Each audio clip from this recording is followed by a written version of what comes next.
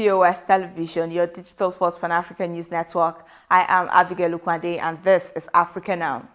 A 10-year-old boy has been rescued and is now in hospital after spending 8 hours in the crushing mechanism of a rubbish lorry in Sudan's capital, Khartoum. The boy, identified by the police as Majed Mubarak Ibrahim, was working with a truck run by the Khartoum State Cleaning Corporation. It is believed he was pulled into the lorry as he threw in some rubbish. Social commentators said the accident shed light on the issue of child labor in Sudan, driven by tough economic realities. Gunfire and explosions went off in Somalia's capital, Mogadishu, in the early hours of Wednesday, killing 5 people, 2 of them children, State TV reported. This comes as the nation prepares for a much-delayed presidential election. Al-qaeda linked Al-shabaab, which aims to topple the central government and impose its several interpretation of Islamic law, also attacked several police stations and security checkpoints. Now, Ethiopia's parliament on Tuesday voted for an early end to a 6-month state of emergency, 3 weeks after the approval from cabinet. The order was imposed in November after Tigrayan forces invaded 2 other regions, threatening the capital. The state of emergency gave the government power to detain citizens without charge and search homes without a warrant, leading to the rounding up of thousands of Tigrayan civilians. US, on the other hand, welcomed the move and asked that individuals arrested or detained without charge under the state of emergency be immediately released. Now to judicial matters.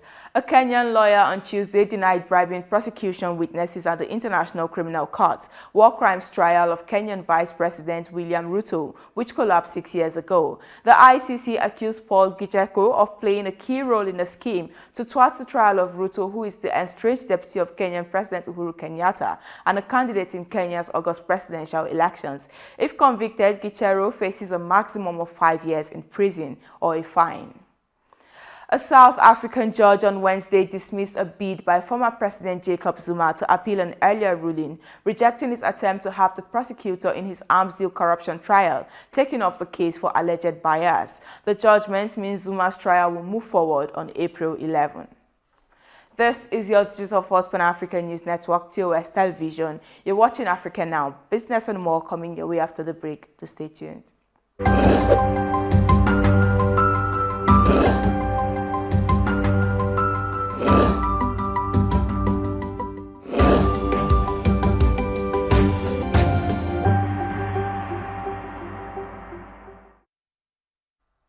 Welcome back in business.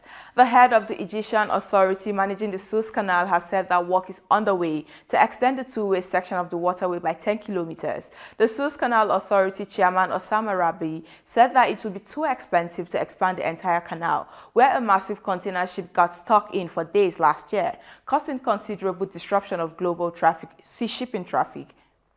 Now, Algeria's president says the government will introduce unemployment benefits for young adults aged 19 to 40 as the country struggles with high rates of joblessness. Algeria is the first country outside of Europe to introduce such a benefit.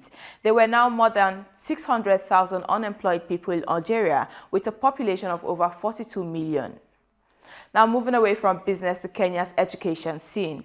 Kenya has enhanced maternity and paternity leaves with full pay for teachers across the country. Teacher Service Commission head Nancy Macharia announced on Tuesday. New mothers will now be entitled to 120 days maternity leave, up from the statutory 90 days, while fathers will have 21 paternity leave, up from the current 14 days, the chief executive officer added. Maternity leave begins on the date of delivery, and the teacher would not forfeit her annual vacation on account of taking maternity leave, while paternity leave begins in the duration of their spouse's maternity leave.